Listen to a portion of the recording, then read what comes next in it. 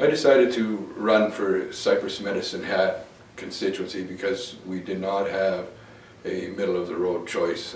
We had a choice on either side, but nothing in the center, and so I decided to run under the Liberal banner, so we have that choice.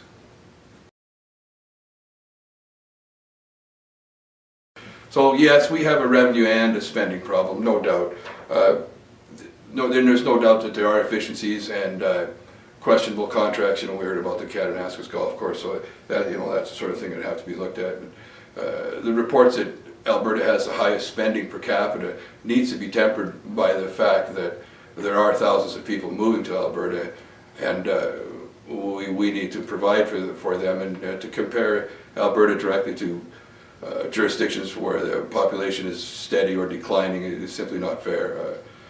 Also, a lot of these other areas have built infrastructure that Alberta does not have, so to some degree the higher spending per capita is justified, but there are no doubt all sorts of inefficiencies and I wouldn't go quite so far as to say graft, but questionable issues that are born from 45 years of complacency, and so there's no doubt that there's something that can be done about that.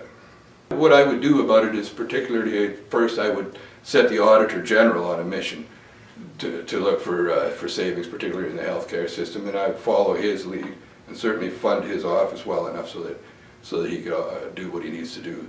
And then I would want to rebalance the budget so that corporations and high wage earners are paying their fair share, so that there is enough revenue coming into the stream.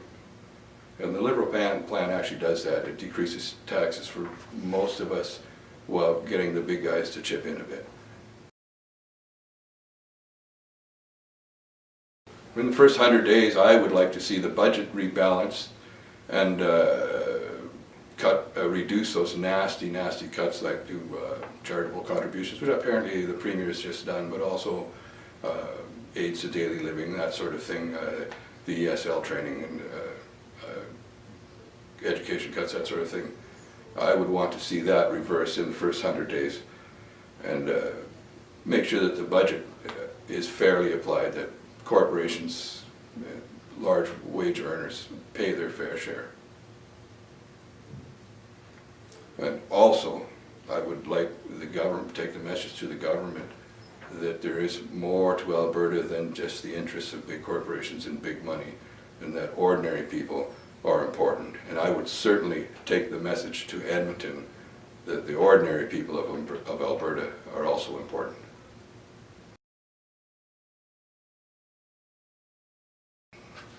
I am profoundly inspired by Dr. David Swan.